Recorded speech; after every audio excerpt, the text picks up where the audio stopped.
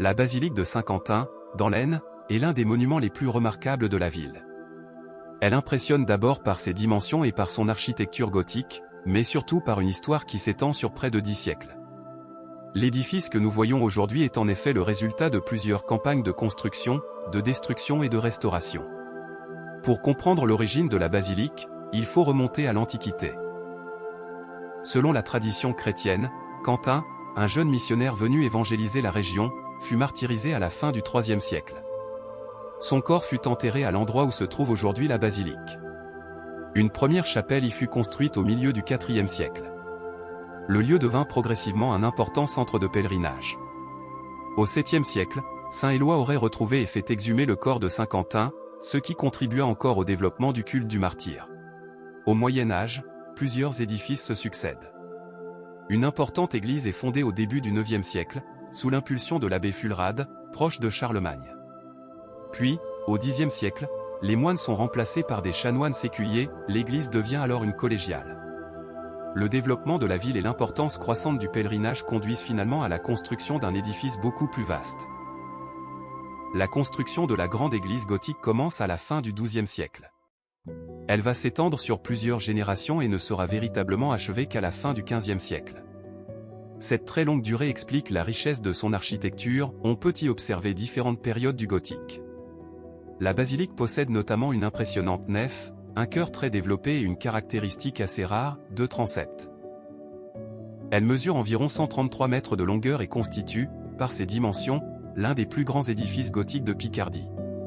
Un autre élément remarquable est son labyrinthe, inscrit dans le pavement de la nef. Il mesure environ 260 mètres de parcours. Comme dans d'autres grandes églises médiévales, le labyrinthe pouvait symboliser le chemin de l'homme vers Dieu. Il rappelle aussi que la basilique n'était pas seulement un lieu de culte.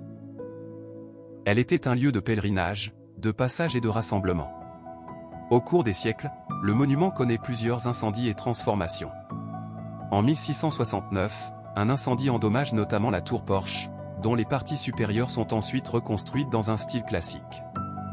L'édifice continue cependant à jouer un rôle important dans la vie religieuse et urbaine de Saint-Quentin. En tant que collégial royal, il reçoit également la visite de plusieurs souverains français. La Révolution française marque une rupture, le chapitre des chanoines est supprimé et l'ancienne collégiale devient une église paroissiale.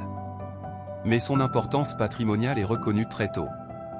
La basilique figure parmi les monuments historiques classés dès 1840, sur la première liste établie à la demande de Prosper Mérimée. Un autre moment essentiel de son histoire est l'année 1876. Le pape Pie IX lui attribue alors le titre de basilique mineure. Ce changement de statut consacre l'importance spirituelle et historique du monument. Mais le XXe siècle va apporter l'une des épreuves les plus terribles de son histoire. Pendant la Première Guerre mondiale, Saint-Quentin se trouve au cœur des combats. La basilique est gravement endommagée, notamment par les bombardements de 1917. La reconstruction commence après la guerre, sous la responsabilité des monuments historiques. Elle sera longue et minutieuse, car il faut restaurer un monument qui a subi des destructions considérables. Aujourd'hui, la basilique de Saint-Quentin apparaît donc comme un véritable résumé de l'histoire de la ville.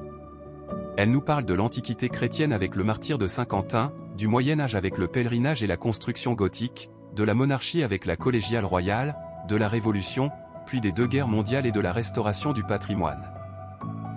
En la regardant, il faut donc imaginer non pas un monument construit en une seule fois, mais une œuvre commencée il y a plus de 8 siècles, constamment transformée par les hommes et par les événements.